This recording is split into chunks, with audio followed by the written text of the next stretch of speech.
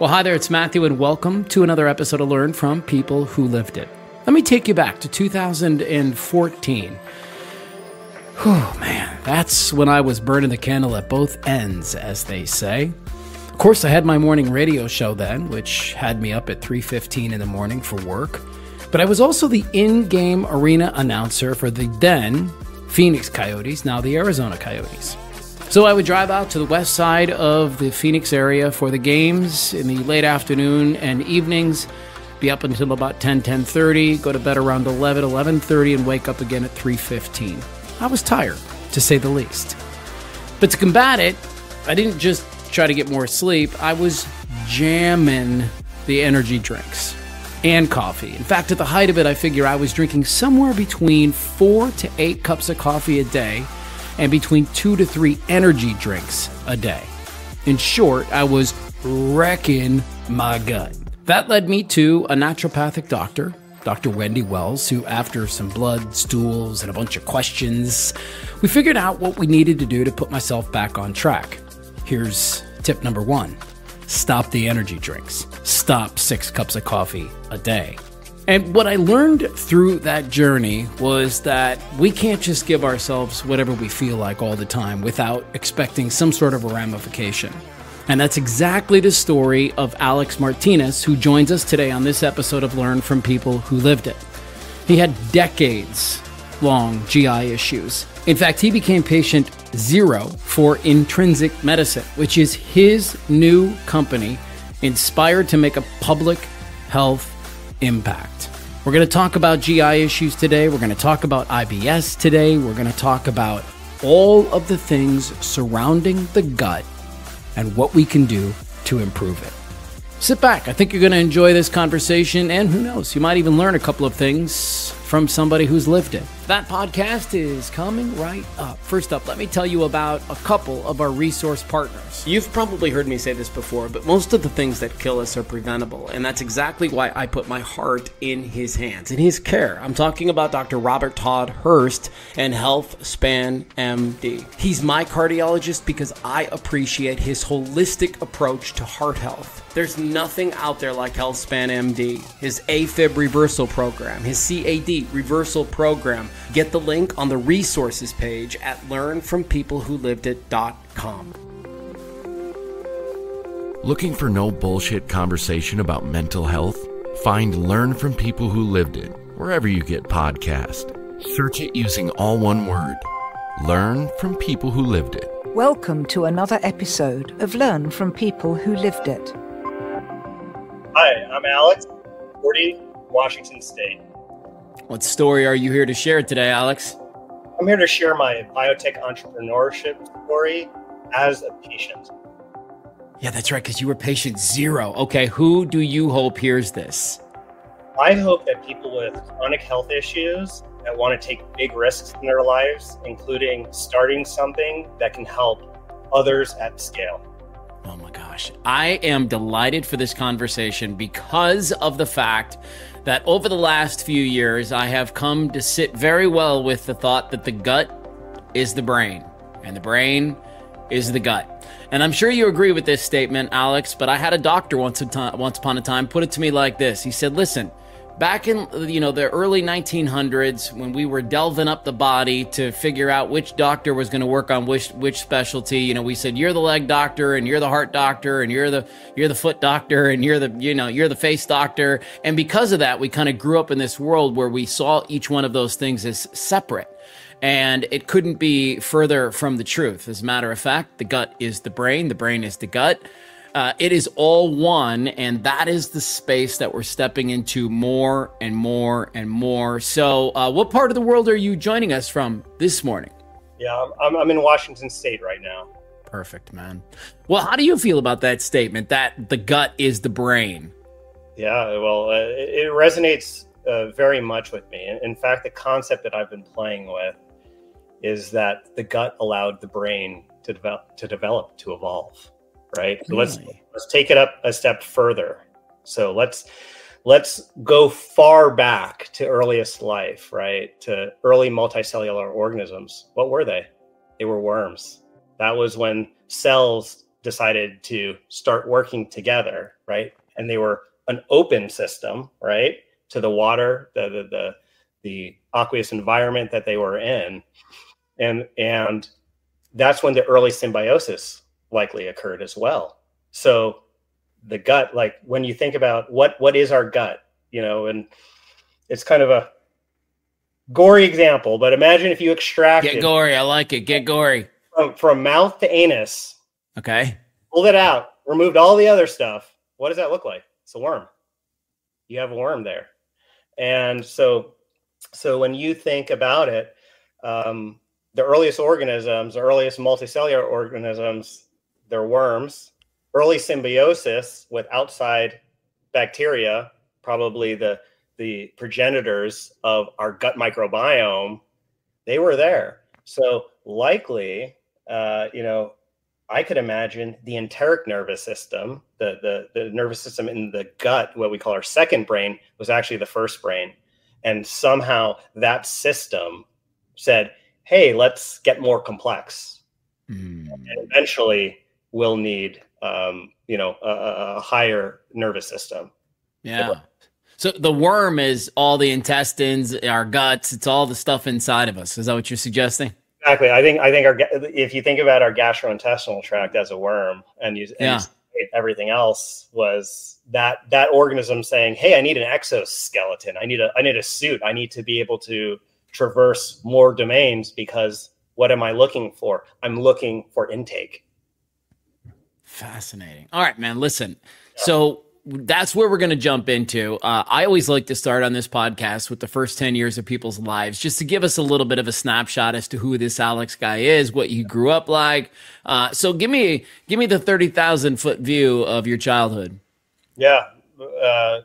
Very interesting childhood. My family is from Puerto Rican and Dominican from the South Bronx. Grew up under very adverse conditions, definitely like a bootstrapping, American dream story. So I was, my grandfather was a janitor. My father was working with him, cleaning toilets basically while going to city college with my mom. He made a huge jump, right, for our family, made it to University of Pennsylvania med school. Okay. Imagine that as a leap. And so I was born in Spanish Harlem. Okay. And it definitely was I was a blue baby, a floppy baby. I was a baby that, my dad was a resident at the time. So you can imagine he's working 120 hours. He has exhausted, broke, living up there. He has a sick baby in a NICU. That was me. I think the trajectory of his practice changed because there was a pediatric neurologist that told my parents at birth that I would pretty much be a potato and would need lifelong support.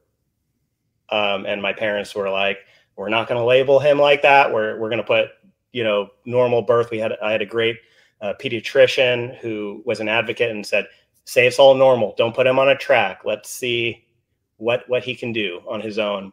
And that inspired my father who ended up running an intensive care unit after doing AIDS research at Ground Zero, wrote a chapter in the first AIDS book to never take hope away from people, right? And that's one of those things that I think carries on in what we'll talk about later in my biotech entrepreneurship journey about the responsibility there is when you're trying to create hope and having products that still require empirical evidence in order to deliver on the hope that you're trying to convey. Yeah, because one of the things I'm thinking about is, as a doctor, your job is to label things so that you can then go to work on them. At least here in Western medicine, right, where we're kind of like, I'm broke, fix it. I'm broke, fix it. And you want to label it. But you're right. When we label things like that, oftentimes we actually snatch hope right out of thin air. And now somebody's going, well, I guess I'm this, and the rest of my life will be filled with these things. And so, but that's a delicate dance for a doctor to do, isn't it? Exactly. Instead, like now, the more I reflect on it, my folks are coming out to celebrate Lunar New Year with my family. Actually, at the end of this week, I think about how important that is, because you're right. You're limiting people. You're constraining them, and you're doing it from an authoritative stance, right? Right. Right. So Matthew, that is a really great point. So early on, like that was kind of my, turbulent landing into this world. My parents always worked hard to give me a better life, a better experience than they had. So we, got to move to New Jersey briefly. I lived in the suburbs for a little bit while my dad finished up his residency. And then he was offered the opportunity, having been a doc at ground zero of the AIDS epidemic, to do research at NIH. And that led us to move to Maryland, where he was researching the pneumocystis pneumonia. And, that was leaving my family, right? Leaving our bubble, leaving our culture. Grandma, grandpa, aunts, uncles, friends, everybody. Everyone. And so it was time for them to realize their childhood dream. And they've known each other since they were like 14. They live on Trinity Avenue in the Bronx. Do you know that song, Lean Back? Yes. Yeah, Fat Joe talks about. Yeah. He talks about some car he has parked in front of on Trinity Avenue. It was such a notorious place, right? Right. So my folks, my dad's going to NIH, and my mom's like, "You're taking me away from the family. I want to live on a farm. I want to live in an old colonial house." And they found this like old log cabin fixer-upper, and I'm like 6 years old, and they're like, "Trinity Dreams Farm." There it is. And so that was my life. Wood stove, heating myself with fire. I think that the house was wired for electricity in the 60s. So it was a very unique experience. And, they're city kids. They have these professions. They have, my brother and my brother's 14 months older than me. And we're just doing this on our own, learning it for the first time, raising cows, sheep, goats, chickens, which is pretty rad. I'm not gonna lie. That sounds pretty rad. Like that experience, that hands-on experience, working with your hands, doing the work on your farm, feeding yourselves, probably gardening. Like it. I know that it seems overwhelming to some people, but I actually believe that's probably a pretty beautiful way to grow up. It was amazing. And it set the lens that I viewed the world, because I didn't watch TV. And so I would go to the creek, and my parents would say, like, they never saw a kid that had that much focus. I actually got like a camouflage tarp early on. My grandfather's was in the military, so he gave me all his military surplus. I would literally camouflage myself and watch animals. I would sit there for 12 hours, concealed under leaves, watching ecosystems and watch different species interact. And that was just an absolute favorite thing to do. You were primed for your profession from a young age, man. And the other thing that's really striking about your story is we've interviewed several people who have a common thread to what you just talked about, but you also have this like survival story. You have this, well, you came out and this was the case, but you beat it. And you overcame all the obstacles, and you're completely fine and normal and all the things that people like to use. Is that in the back of your mind sometimes when like shit gets hard and you go, no. Like once upon a time I was going to be a potato, and look at me now.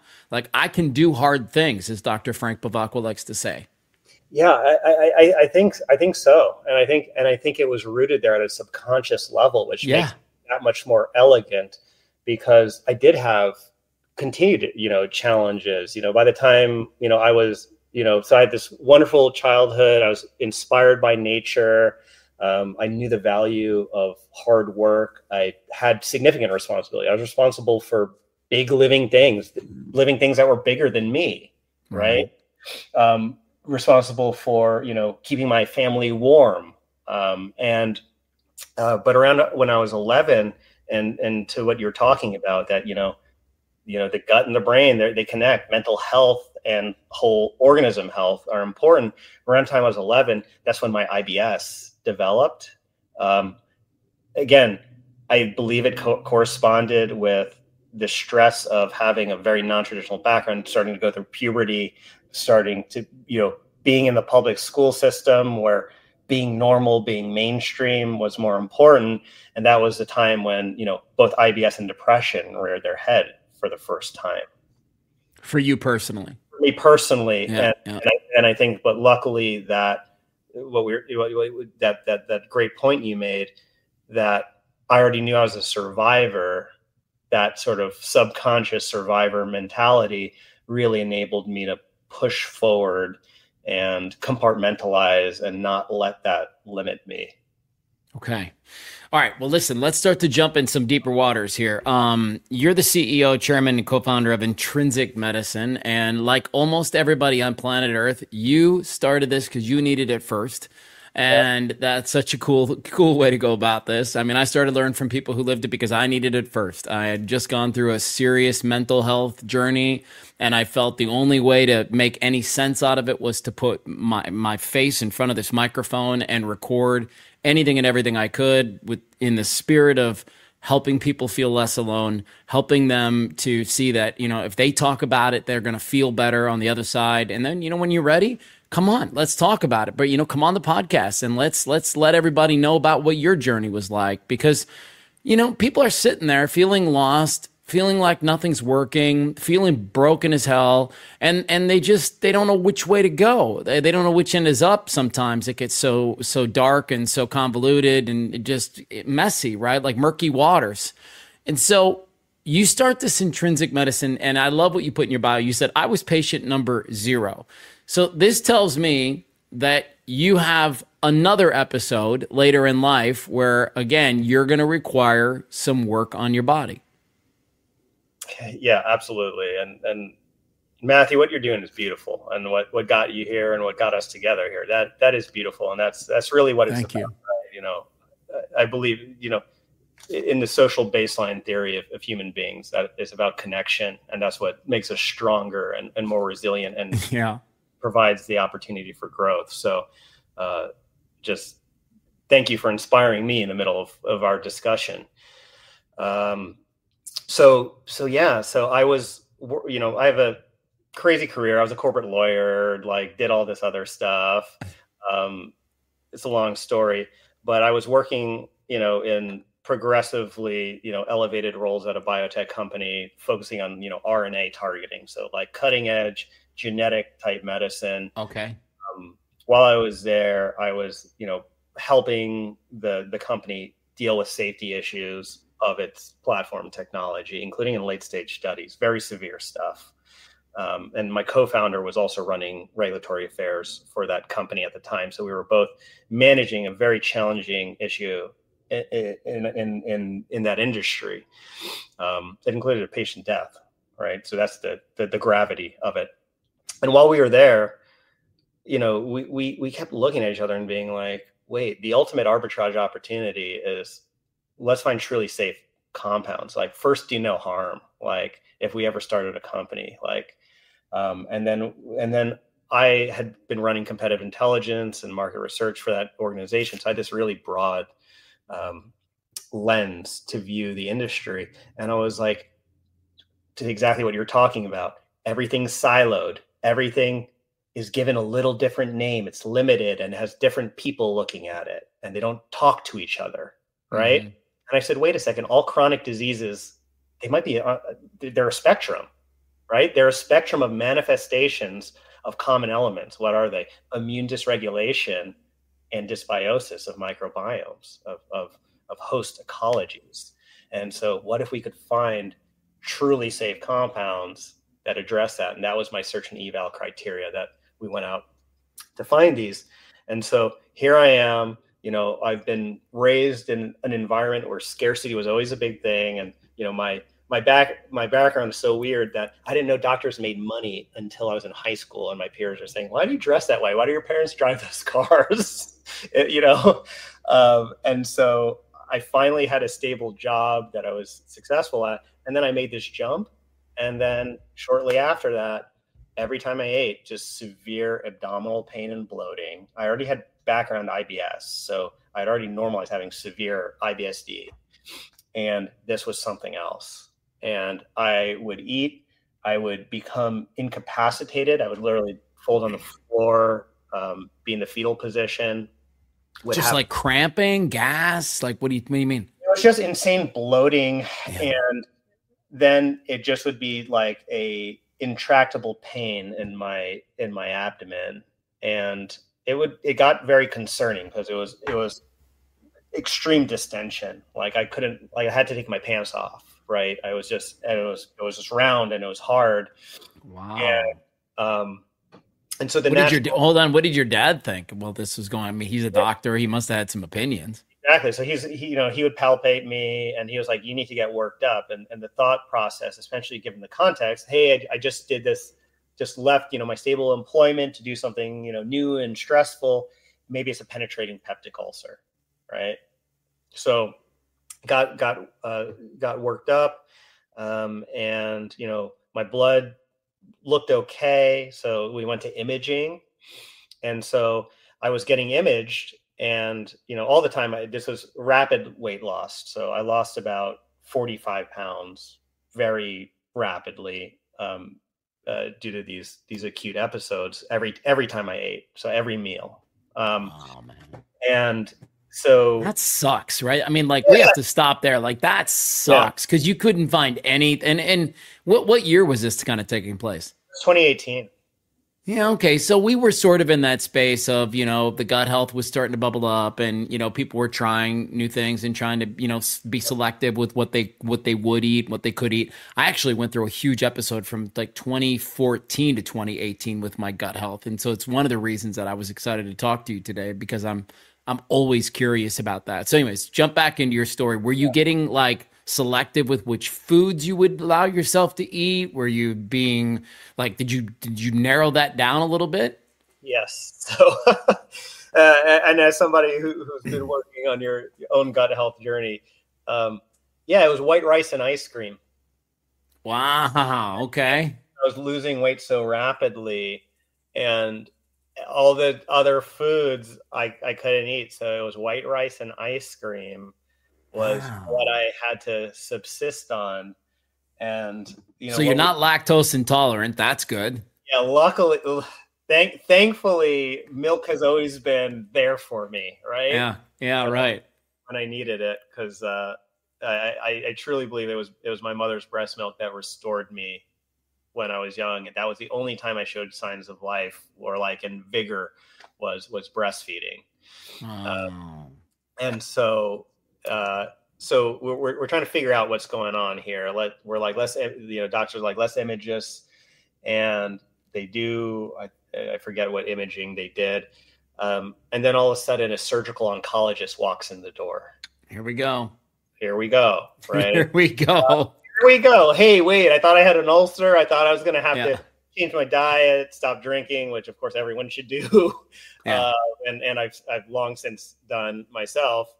And so all of a sudden surgical oncologists say, hey, we found a mass in your abdomen connected to your intestine. Right. So all of a sudden, I think I'm going through a GI journey. I'm going through a potential oncology journey. And we couldn't figure out what it was. We don't have, good blood-based diagnostics. They went in with a needle and were unable to get a sample. So it was acellular, and they said, uh-oh, what are we going to do here? And so that was, a pretty challenging time, right? You're faced with something existential. You're also trying to do something big. At that time, 2018, I had also met the love of my life. My wife was my girlfriend. I knew I wanted to marry her. I proposed to her in that condition, right? And she's a doctor of physical therapy. I met her while she was in school there, and she was, I was in Carlsbad, California, and she said, "Hey, if you want to do this thing, I want to be by my family up in the Seattle area, right? Okay. So move back. You have to follow me. You have to figure it out and follow me." I proposed to her, and then we started that transition. So,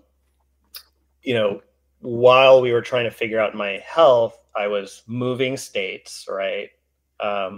To embark in this next chapter, and we decided, okay, the only thing we can do is we can do an explorative surgery. Let's go in to move this. We don't know what it is.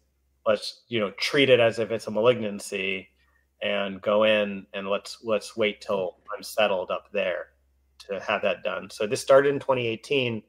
My surgery was scheduled for the summer of 2019. And a couple months before my wedding. And so this is not good, man, because you're supposed to be stress-free going into something like that, and you have added a lot of stress. Yes, there were a few things going on, and so we went in. So I went into surgery, and they found the mass, and they excised it. But what they looked at, and they found out the culprit of my pain is 1.5 feet of my small intestine. It was just so inflamed. What I was getting is a bowel obstruction with every meal, right? It just was so inflamed that literally the food could not pass it. And so they excised that portion of my bowel. They also removed a bunch of lymph nodes and other things around there, some vascularity, in the case it was a malignancy. And then they went and they sent it to pathology, figure out what it was. So ultimately, very, very blessed that it was not a malignancy. It was actually something that was called a necrotic duplication cyst. And so what it meant is that my early days, my GI tract actually was forked. So I had a dead end. I had a duplication of my GI tract. From when you were a baby? When I was a baby. And it probably explained some of my problems as a baby, because essentially food may have been just pooling in there. And so eventually it literally collected matter. It went necrotic. So this fork of my GI tract was literally rotting, and then triggering a huge inflammatory cascade in my body, in that tissue. Dude, how many babies are living with this right now, and moms and dads are going nuts because they can't figure it out, right? That's what I'm thinking about right now, because we had a baby. It just had tummy issues too, and hearing you say this, I'm thinking every parent alive must be going, well, I don't know, maybe this is it. I don't know. Yeah, I forget what the occurrence of. It's fairly rare, and it's actually usually caught in infancy, and then it's corrected surgically. It's extremely rare for it to be in an adult. They actually thought mine was probably a desmoid tumor, and so I'm not sure, but that's a good question. I might look at that. Right. Creating some awareness on what those red flag symptomology looks like would be helpful to some people. Yeah, absolutely. Okay, so they go in, they take out some of your worm. They you get put back together and it all goes away and life is good, or we got more to this story? There's more to the story. Imagine going into an abdominal surgery, even with all that was emerging on gut health. What do? They're like, hey, we got to clean out your microbiome before we cut it, right? So I'm taking, polyethylene glycol, antifreeze, right, as the laxative. That's what we use. That's what's in Miralax, right? That's how you clean it. What? Yeah. Did you know that? Not until right now. Yeah. So that's what we use to clear out the microbiome when you're going into an abdominal surgery. And then you're being dosed with both systemic antibiotics as well as receiving a course of follow-up antibiotics just to make sure, right, everything's cleaned out. And then you're discharged, and there's no speaking of how do you restore that microbiome right in this injured gut environment. And so that was where I sort of, had to, chart my own path forward. But before I even got there, basically they restitched parts of the tube, parts of the worm together. And so I'm like eating like the most bland of the Western diets, right?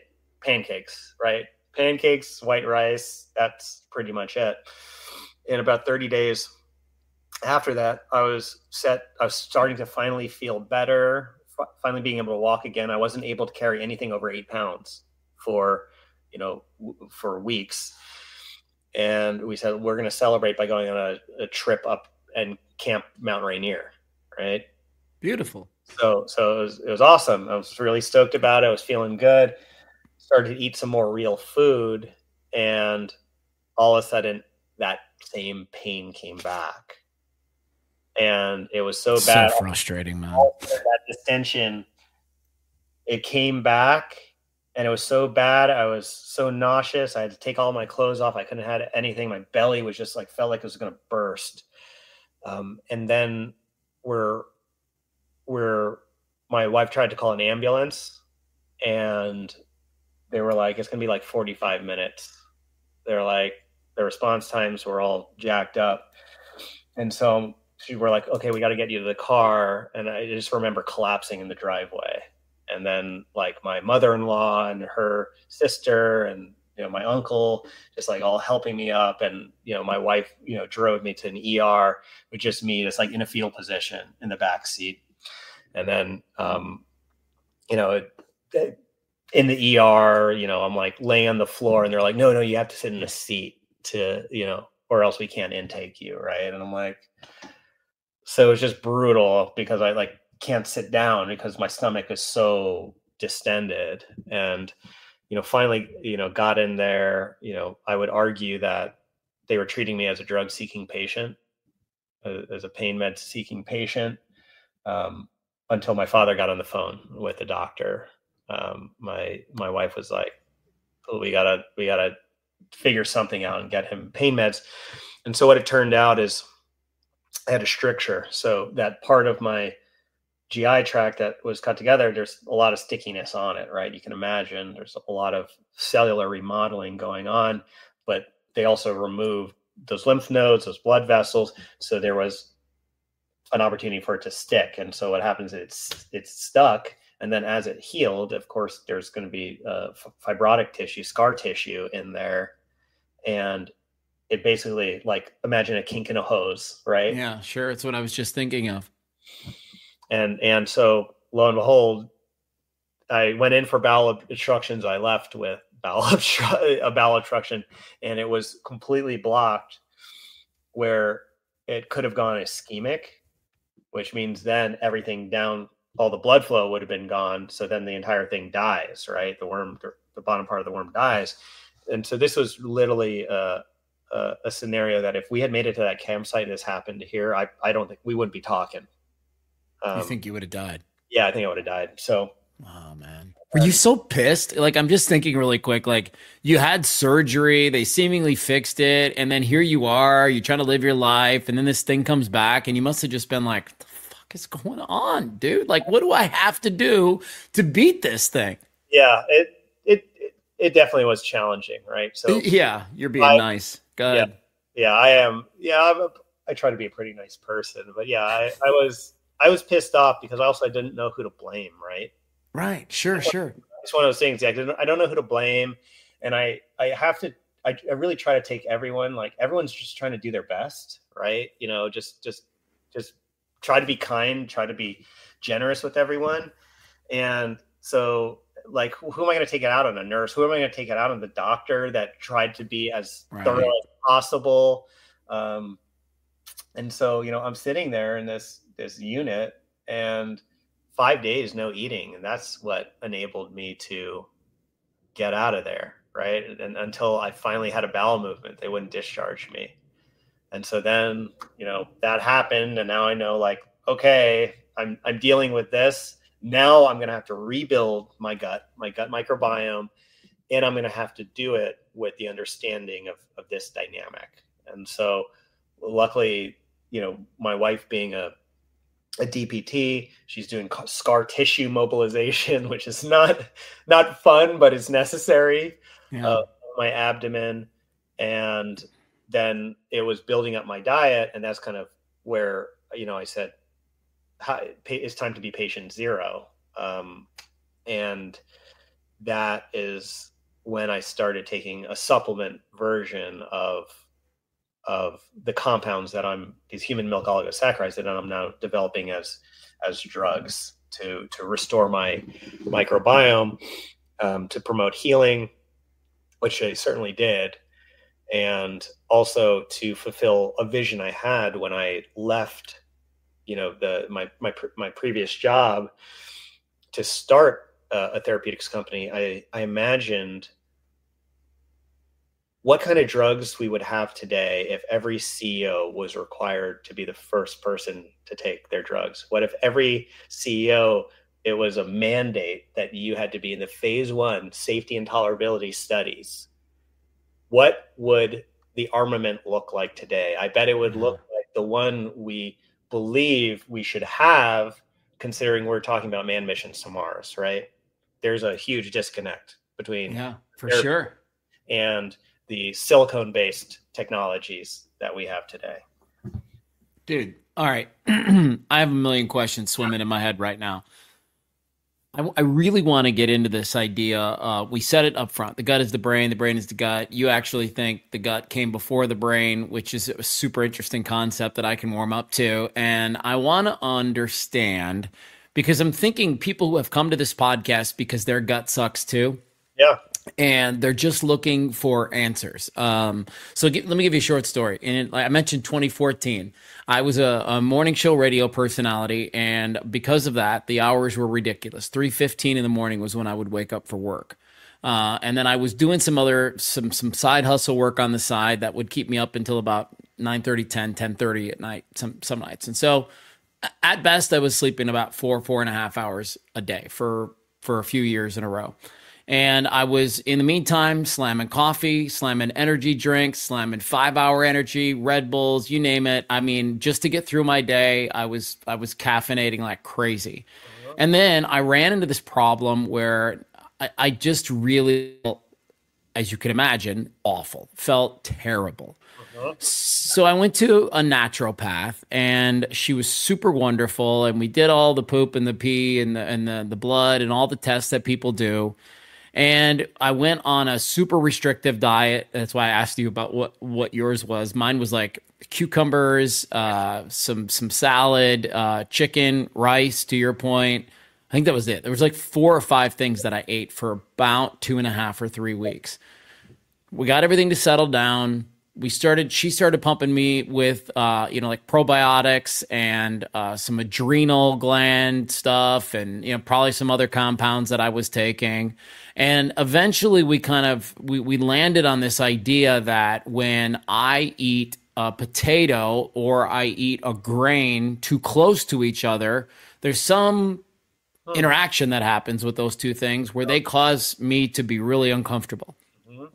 And, it wasn't uncommon for me to leave work, hit up Wendy's, have some French fries, then 4 or 5 hours later, eat a meal with my family, which would be, chicken and rice, steak and rice, fish and rice, something like that. And so that combination just did not work for me. It made my stomach hurt. As a result, I have almost eliminated potatoes completely from my diet. And I usually just stay on a grain diet because it's just easier for me. I like those foods more than I like potatoes anyway, so it's not that big of a stretch.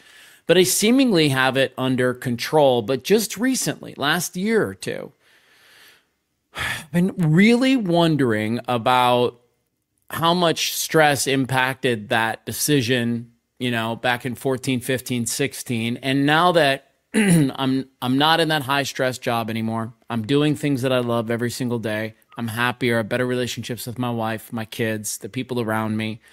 I'm at a point where I'm starting to wonder and get real curious about being able to open back up my diet, because I'm like so many people in this world, man. Like, I didn't have to care about what I ate my whole life until I was like 40. And then all of a sudden it was like, You can't eat that. You can't eat that. You can't eat that. You can't eat this. And now there are a few things that I really have to stay away from because they piss off my body so much.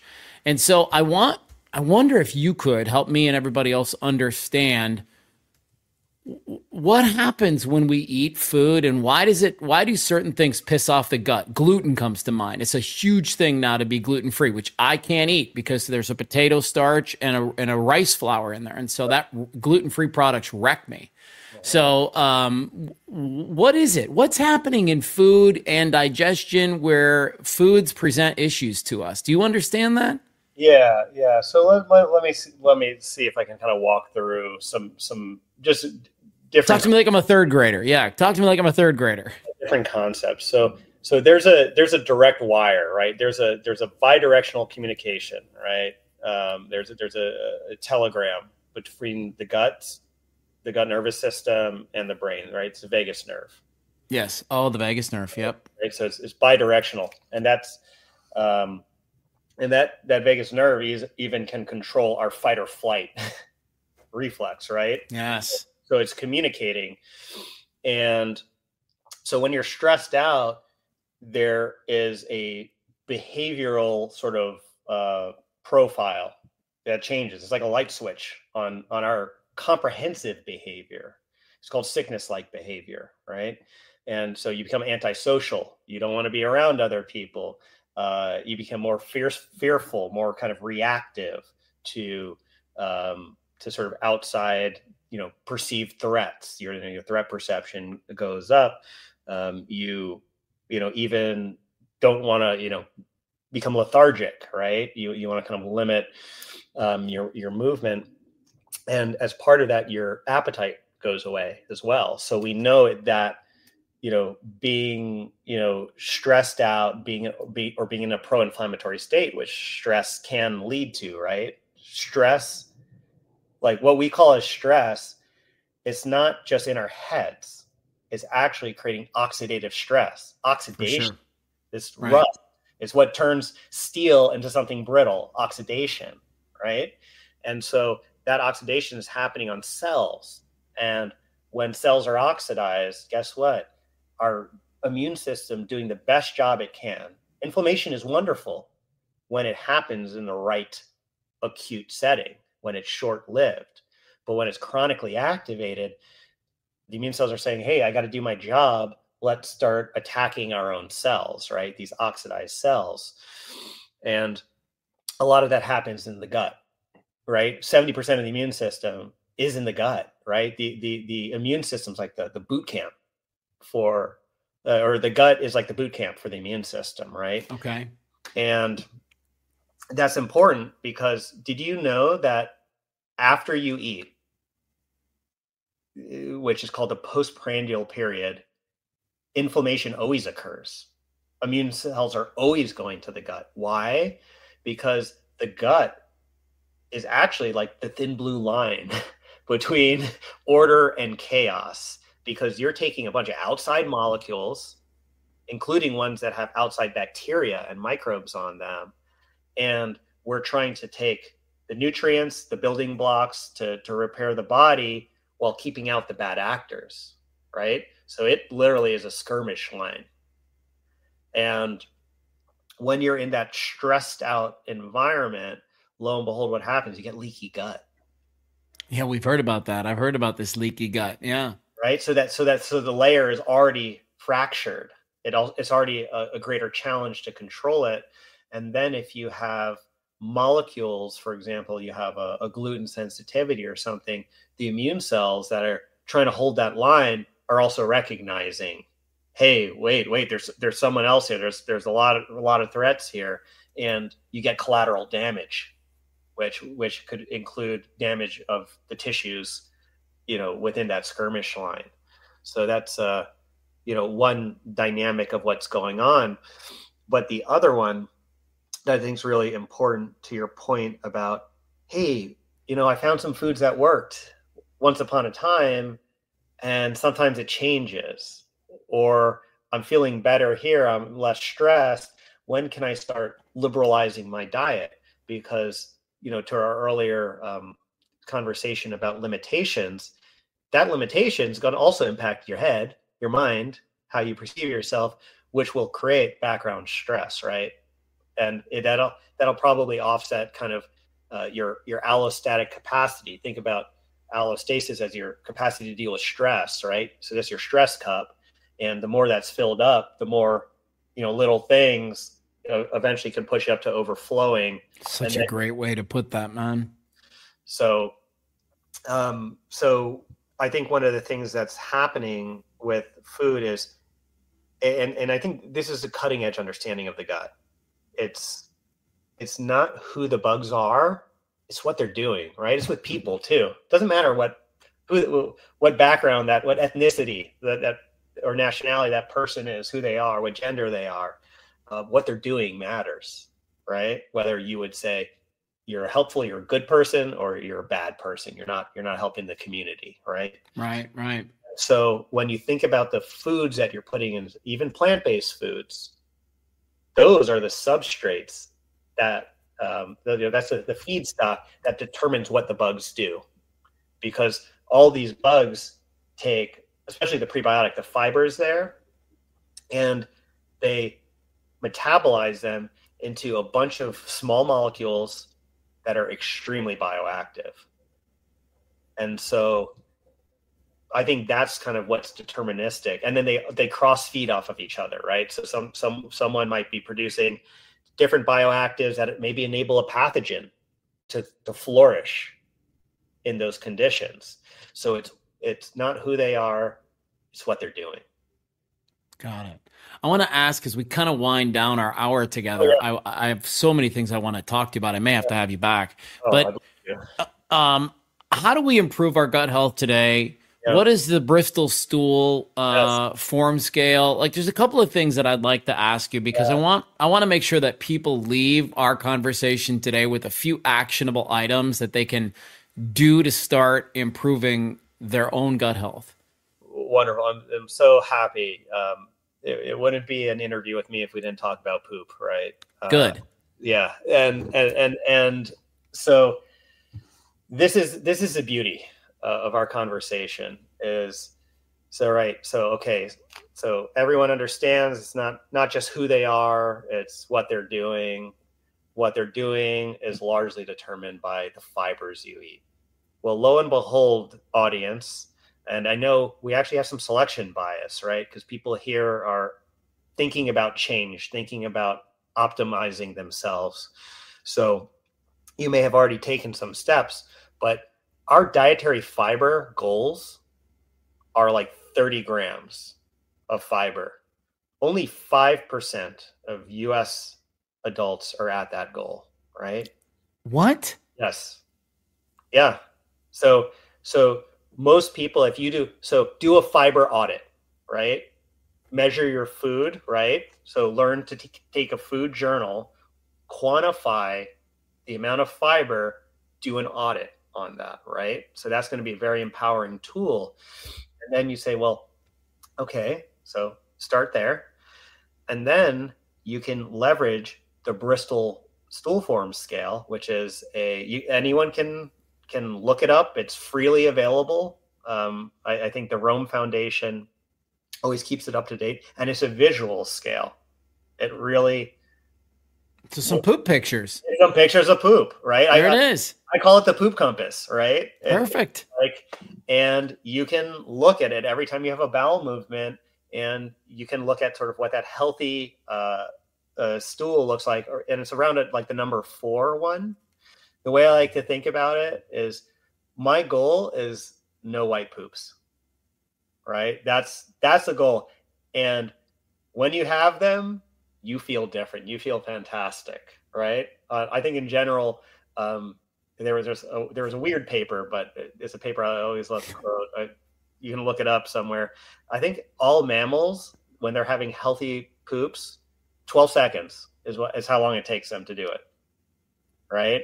So you have a benchmark, you know what it looks like using the Bristol stool form scale. And then if you have this food journal, you can start to, very similar to what you did, right? You go on an elimination diet, and then you start to add in different things. and you're starting to get a fiber stack.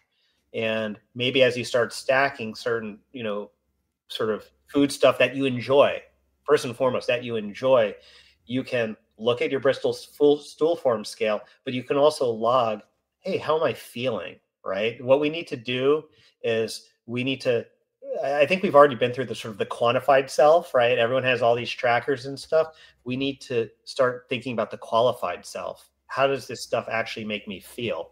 Okay.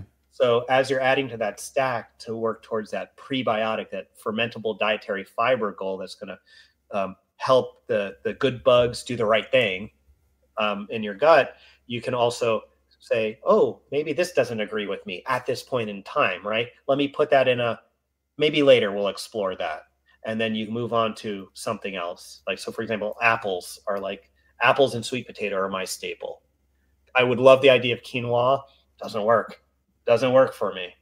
And so using those two things, a food journal that includes a fiber audit and a Bristol stool form scale, you have the tools to really troubleshoot and work on optimization. Let me ask you a question. You mentioned this word earlier, fermented. You said, and we just talked to this nutritionist on our podcast like a few days ago, and I was telling him about this potato grain thing that I did. And one of the things he said to me was, you should consider fermenting your potatoes before you eat them, because that'll get rid of a lot of that stuff that, number one, peel them and then ferment them and see if that doesn't help you out with, some of your issues. Do you know some thing or two about that as well? Yeah, and that's a great recommendation, right? It is. Yeah, it's a great recommendation. And when we think about it, it's like fermentation has been used throughout our history because it's literally a way of externalizing good bugs doing the right thing, which enables food storage, right? Which enables civilization, which enables more complex societies, and knowing that the food will remain safe because those bacteria create an environment. They create a micro environment around that food stuff that prevents the pathogenic growth, right? Kimchi. Okay. So imagine kimchi. So what we were talking about was kimchi. Yeah, exactly. Kimchi, kefir, right? Kefir, yogurt, cheeses are a form of that too, right? So it extends into animal proteins. Earliest sausages, do you know those are fermented? That's fermented meat, right? So, right. So think about what dry aging is. So it's a great opportunity, right? So there are tools available in the right context at your grocery store. And then eventually you can make your own fermented food. I make my own kimchi, sauerkraut, right? Made the old fashioned way. It's also a great one versus like, hey, some people can't eat cabbage, right? Raw, but you can eat kimchi or sauerkraut. So fascinating. My cat has decided I saw this little tail. I have a Sphinx cat, and the Sphinx cat is most like a monkey. They have absolutely no boundaries, and they need to be around. I used to fight it on the podcast, but I've learned to absolutely stop the fighting of it because it won't go well. Wow. It will not go well, man. Beautiful. Incredible. Yeah, I know. She's a sweetheart. She is a sweetheart. No way around it. All right, good. So the fermented thing is actually a pretty good idea. And then people looking at their poop, seeing what it looks like, using this scale, figure it out, doing a fiber audit. What about all of the products that they try to push on us, from prebiotics to probiotics to all of the things out there? Are there a few out there that are really worth your money, or are most of them just, expensive pee, as people like to say? Yeah. So I'm pretty much against probiotics. Are you? Yeah. They don't work, they don't work, and you're potentially creating risk factors, right? For probiotics to be made, you literally are taking bugs out of the gut, right? It's a geological time frame for them, right? It might as well be 1,000 years, like from when they're in the host. And often antibiotic resistant genes are actually incorporated into those strains, because how do you culture them in a cell culture medium without pathogens also growing, unless you're actually bombing that with antibiotics? right? Okay. And so guess what bacteria do? They share genes. So you put those back in your body, what happens? Wait, strange. We have this epidemic of antibiotic resistant bacteria, right? I don't think probiotics are helping us with that. Prebiotics, I think that there's a whole host of those. But what I would say is let's empower ourselves first, because if you raise the amount of fermentable fiber, amount of fibers that you're eating, both soluble and insoluble fibers, ones in your diet, you're getting a whole host of other nutrients, right? Give that to yourself first, right? Get that whole food stack first. And then if it becomes challenging, something like apple peels, an HMO supplement, like an inulin supplement, and at lower doses, you don't want to take too much inulin fibers. There has been some talk shown in some studies. So just moderation, right? Max it out on whole foods first. And if there's a gap, then, one of those could offer you something. Interesting. Yeah. Man, this is such a cool space that we're headed into. And it's kind of fun that you're on the forefront of it. And, you're leading the charge. I want to let people know that, we mentioned it up front, but you can go to intrinsicmedicine.com, and this is the site. I was on it just a little bit ago, just whipping through everything and checking it all out. But when you all take off to the site, that's exactly what you're going to find. We didn't spend a whole lot of time, and so maybe we could wrap on this idea of human mic oligosaccharides. Did I say that even remotely right? Come on. Human milk oligosaccharides, and as it says on the website, they're our birthright, right? So okay. these are sugars. They're the third largest solid component of human milk. Guess what? We can't break them down for caloric energy. What do? So they are a communication system by which a mother can directly communicate with the developing somatic cells, the body's own cells, but also the symbiotes, the microbiome, and guide them on sort of a foundational homeostasis, balanced ecosystem that's going to best support the baby based on the mom's experience and what's going on in the environment. They occur in the mom's circulation starting the first trimester. They're in the fetal cord blood. They're in the amniotic fluid, right? So they're encapsulating our most vulnerable time frame. And then, of course, after a baby is born, if the mom's able to breastfeed, they're orally dosed. These are nature's drugs, and they are just magnificent biologically, and we're going to unlock the therapeutic utility for a lot of people. Is it something that we can take later in life too? Like, I obviously we can't breastfeed on our moms when we're 30, but like, is there a version of that for adults and older kids that they can latch onto? So that's what Intrinsic Medicine, that's our mission, is to show that infant biology carries on into late life. And right now the data looks compelling that it does. Fascinating, man. I mean, like we've all heard, how great it is to breastfeed, but you brought up a great point. Like that's not a reality for every woman and every situation. And, if you can, great. But if you can't, how would you, like, maybe there's a mom listening to this and she's carrying a baby and she's like, oh my God, what if I can't breastfeed? Are there other ways that she can make sure that her baby gets some of the good stuff? Great question. Look for infant formula that includes HMOs. There are some on the market. Look for one that includes 2FL. 2FL. Yep, 2FL. Okay. 2' fucosal lactose, shortened to 2FL. It'll be on the label. Okay. That's the one if you must use formula. Okay. And it happens. Yeah, for sure.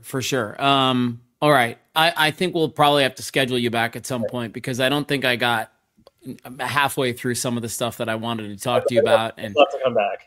And I feel like you left a lot on the table too. I feel like there's more that you could have brought to the party too. Who would be a perfect client for your, to come out and spend some time with you guys at Intrinsic Medicine? Is there kind of an ideal client that you've targeted? No, I mean, right now we're a drug development company. So I'm really just focused on launching clinical studies. I'm getting ready to launch a clinical study in Parkinson's disease, right? Fascinating. So I would love to talk to you more about that. And so really sign up on my website. I'm going to be providing updates. I view us as a patient solution company. We're not just a pharmaceutical company. So I'm also going to be creating content. Your podcast will be listed, on there, and we're going to be creating our own de novo content to support people in their own patient journeys. So it's, reach out, LinkedIn me, if this resonates with you, and maybe we can just think about, ways to advance this and other patient solutions together. Yeah, love it, man. Alex, have a great day, pal. Thank you. You too. We have 3 goals with Learn from People Who Lived It. 1, to help you feel less alone. 2, encourage you to seek out a coach, a therapist, a church, anyone who can help you get through your journey and find some healing. 3, when you're ready, share your story with us. Find Learn from People Who Lived It wherever you get podcasts. Search it using all one word. Learn from People Who Lived It.